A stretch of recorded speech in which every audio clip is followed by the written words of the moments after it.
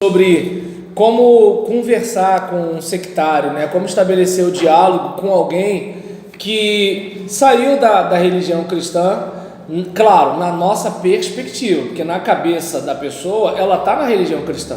Isso a gente respeita. Só que assim, para nós não tem como, porque é alguma coisa a mais que a Bíblia, é alguma coisa a menos em Jesus, é uma divisão de lealdade, tá entendendo? E é uma multiplicação, né, de fé mais alguma coisa e assim, tem que fazer um esforço humano, aí complicou, entendeu? Então, vamos lá, no diálogo não pode haver apenas uma atitude crítica às seitas. Porém, ao mesmo tempo, deve haver a disposição de ouvir críticas que os sectários fazem aos grupos ortodoxos e às igrejas em geral. Ou seja, às vezes o indivíduo ele vai falar de algumas coisas que realmente são verdades.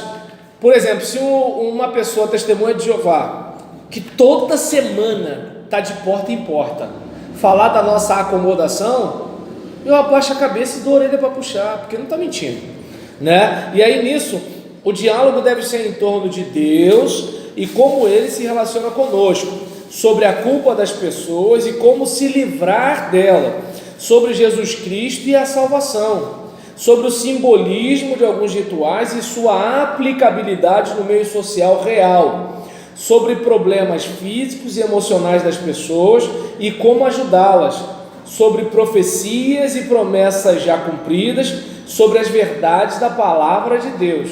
Então não é aquela coisa assim, você não presta, você é isso, tua igreja é não sei o que lá, porque a gente não está aqui para brigar, a gente está para trocar uma ideia. Por exemplo, nós cremos na religião cristã, nós cremos na fé em Jesus, nós cremos na salvação exclusivamente pela graça.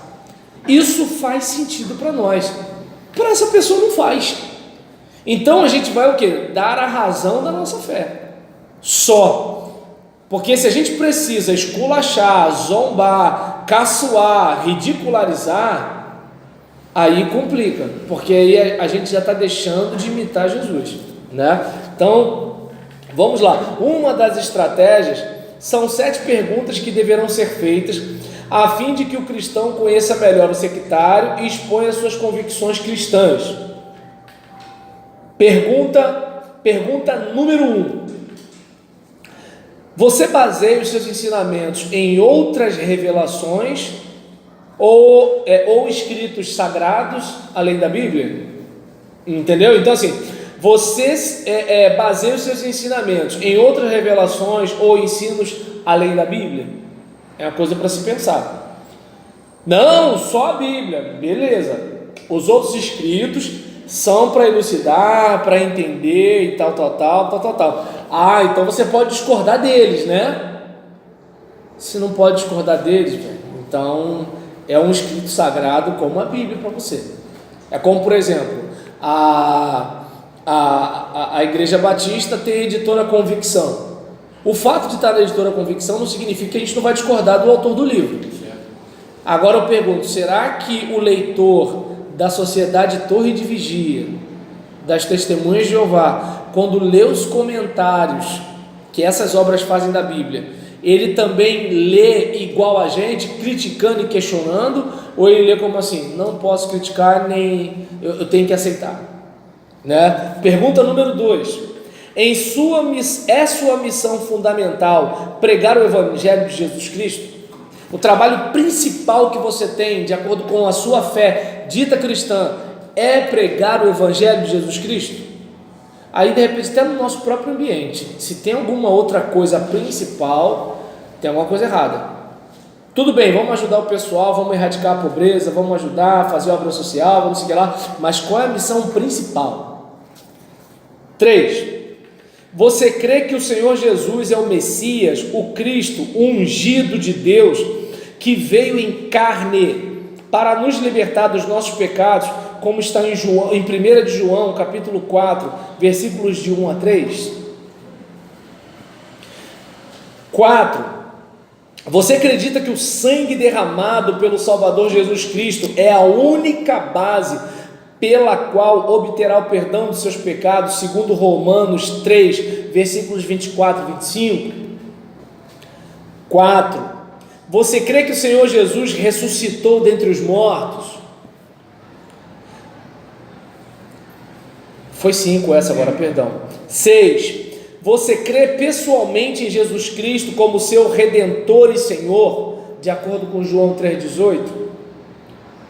7. Você depende de alguns esforços ou empreendimentos próprios. E aí, nessa hora, a gente pega até o pessoal da nossa casa. Eu oro muito, leio muita Bíblia, vou para o monte, frequento todos os cultos, eu não xingo palavrão, não bato na minha mãe, não chuto meu cachorro, não xingo minha sogra, então, por isso que eu vou chegar lá. Deu para entender? Então, assim, eu não sou igual o outro. O outro faz isso, o outro faz aquilo, o outro faz não sei o que lá, o outro não vai, mas eu vou. Você vai por quê? Vou por causa disso, disso e disso. Lembra, por que Deus deixaria você entrar no céu? Lembra? Não lembro disso mais não, né? Lembra?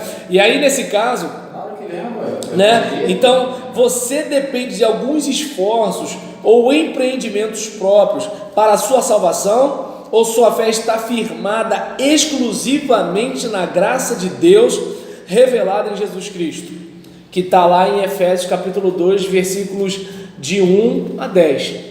Porque o que a gente observa ali, né? Que estávamos mortos espiritualmente em nossos pecados, nós éramos escravos dos nossos maus desejos, nossas vidas eram vazias, nossos pensamentos eram vãos, estávamos longe de Cristo, sem esperança, sem Deus no mundo, inimigos de Deus, escravos do mal, mas Deus, que é rico em misericórdia, com seu grande amor com que nos amou, nos deu vida juntamente com Cristo e nos conectou a Ele. Pela graça nós fomos salvos, né? Então nós fomos recriados em Cristo Jesus, regenerados para o bem, nós fomos predestinados para ser santos como filhos amados, né? Então esses somos nós, por causa do que Ele fez, não por causa do que nós fizemos.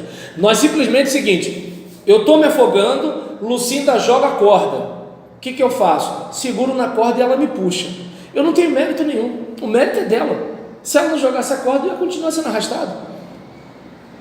Eu fiz alguma coisa, não fiz nada, ela que me salvou. Ou então, digamos, eu estou endividado, estou no limite de crédito, estou todo arrebentado, aí o Jefferson vai e me dá os 20 mil que eu não teria como pagar o banco, e aí eu fui, quitei, estou tranquilo, ainda dá para ir no shopping hoje com a minha esposa. O mérito é meu. Qual mérito? Eu recebi os 20 mil, pelo amor de Deus, o mérito é dele. Entende? Então, o fato de você aceitar não significa que você tem mérito. Mérito é quando você conquista. Eu trabalhei para ele e exige o meu salário. Aí é outra situação. Agora, como é que a gente pode agradar um Deus perfeito? Não tem como, né? Então, feitas essas 7 perguntas, para discernir a nossa área de atuação, precisamos da sabedoria de Deus. Precisamos de coragem e força que nos vem pelo poder de Jesus Cristo em nossas vidas. Uma outra estratégia é o estudo de grandes capítulos da Bíblia, esclarecendo diversos pontos importantes e básicos da nossa fé, né? Então, aí a gente pode pegar Efésios 2, falando sobre a salvação pela graça, João 3, falando sobre o amor de Deus e a condenação do homem, 1 Coríntios 15, falando sobre a ressurreição, 1 Coríntios 14, falando sobre a superioridade do dom de profecias e a necessidade da ordem do culto, Hebreus 9, falando sobre a superioridade do sacrifício de Cristo, Tiago 2, sobre não fazer acepção de pessoas e que a fé sem obra é morta, Romanos 8, falando sobre a nova vida, sobre a graça e a esperança do cristão, Efésios 4, falando sobre a unidade da fé e a santidade do cristão, Atos 10, falando sobre a religiosidade que não salva, e Salmo 69 sobre o sofrimento do Messias, Isaías 53 sobre o sofrimento do Messias, ou seja, pegando o contexto e não um versículo isolado, né? E aí, do estudo de todas as seitas, chega-se finalmente a um denominador comum: todos os sectários almejam a salvação, quer através de sacrifícios e abstenções pessoais, quer através de exercícios mentais, de negação da realidade do mal, dos rituais com um sentido mágico, da prática de boas obras. Mas a doença, a solidão e a morte são os maiores obstáculos à vida plena ou à salvação eterna. Para alcançá-la são oferecidos remédios, amizades e a certeza de vida eterna mediante a prática de determinadas obras. Existe, entretanto, uma estrutura teológica falsa nas seitas para dar certeza da salvação. Sempre haverá algo a ser feito, algo a ser pago, e a esperança de vida eterna nunca pode ser alcançada. Os testemunhos de Jeová escolheram 144 mil salvos, a teosofia fica nas noções filosóficas, Hare Krishna promete a consciência de Krishna como vida e assim por diante. As seitas também oferecem a possibilidade de a pessoa ser uma nova criatura. As proféticas e neopentecostais a busca no fanatismo, isto é, em práticas religiosas exageradas. As orientais apresentam a nova vida mediante a transformação da personalidade pela meditação. As mágico-religiosas buscam a nova vida nos rituais de incitação que chegam a alterar a personalidade.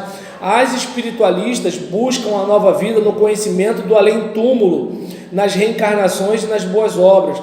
No diálogo com os sectários, esses dois aspectos devem estar vivos em nossa mente, sempre alicerçados nas verdades da palavra de Deus, que diz: a salvação eterna e uma vida nova são para todos os que creem em Jesus Cristo, sem acepção de pessoas. A fé salvífica, ou seja, a fé que salva, é a que deposita inteira confiança em Jesus Cristo como Salvador pessoal. Aquele que crê possui salvação assegurada. Graças damos a Deus pela salvação que nos concede. Ou seja, a salvação do cristão é pela graça, favor imerecido, mediante a fé. Nós apenas confiamos, seguramos a corda que alguém lançou para a gente e damos o número da nossa conta para que o Jefferson deposite. Só. Não temos mérito nenhum. Eu vou lá na pizzaria, no rodízio, que o Fernando vai pagar para mim. Eu não estou indo porque eu tenho dinheiro. Eu não estou indo porque eu tenho isso, eu tenho aquilo. Eu estou indo porque ele pagou. Ponto. Pastor, no caso essas seitas, eu vou colocar entre aspas, vamos lá. Pior que vai acabar no horário, né? Desculpa, pensei que a gente ia acabar antes. Não, glória a Deus. Glória a Deus? É matéria.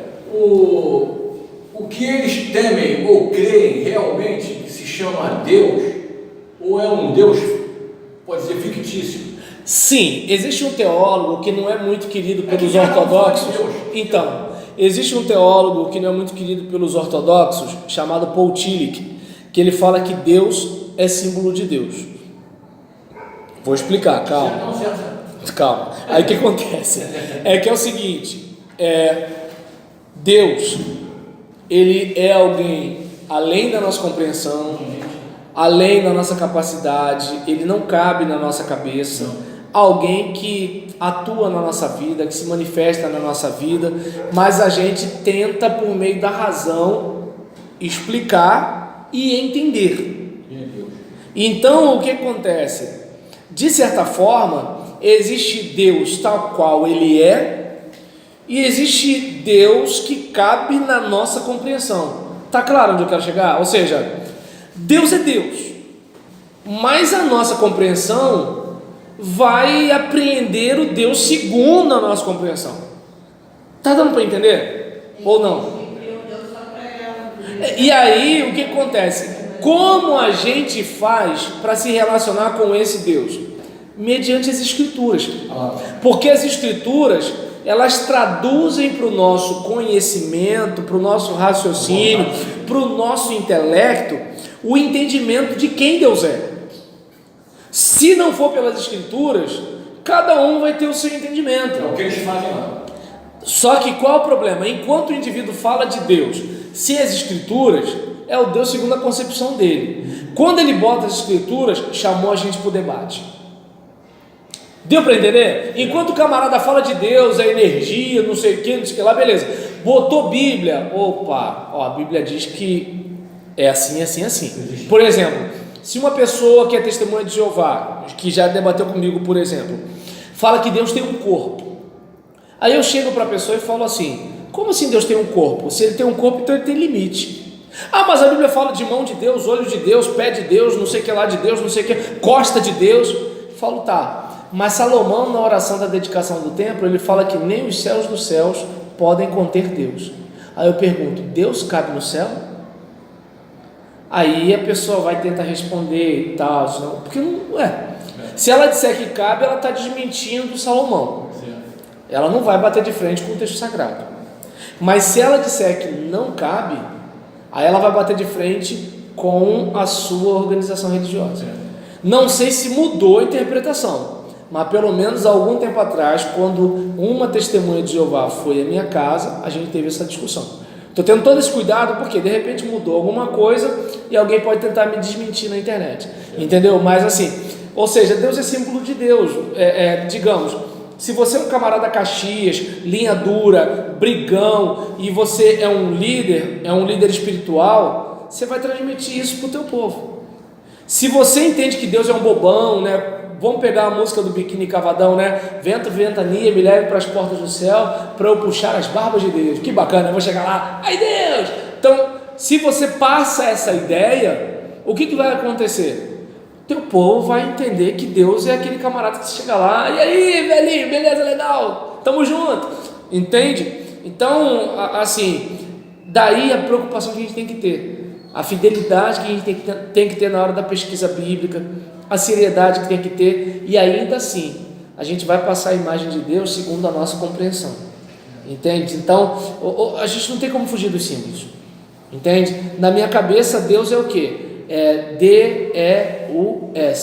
Quando eu era pequeno, Deus parecia um gigante, que quando chovia ele estava chorando. E aí? Deu para entender? Então, assim,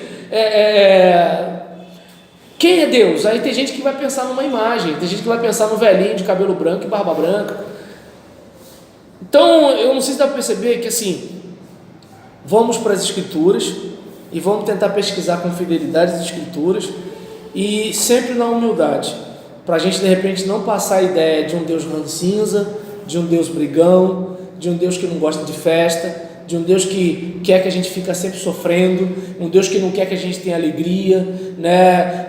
Por exemplo, a gente foi evangelizado por euro-americanos, países frios, um pessoal que não sabe rir, que não sabe dançar. Agora não, porque é diferente. Agora, se nós tivéssemos sido evangelizados por africanos, Deus seria o Deus de quê? Da festa, da roupa colorida, do batuque. Deu para entender? Então a gente passa essa ideia. E qual foi a ideia que veio para cá? O Deus que quer todo mundo de terno e gravata, que toque piano e coisas do tipo. Então é muito importante a gente ter esse cuidado. Vocês, como futura liderança cristã de igreja e tudo tal, lembrem-se disso. Tem gente que vai acreditar em vocês como assim, Deus está falando através dele. E aí, se de repente Deus não falou nada, meu Deus, ele vai pegar vocês no final. Desculpa falar isso, tá? Tá vendo aí, né? Valeu? Bom, mas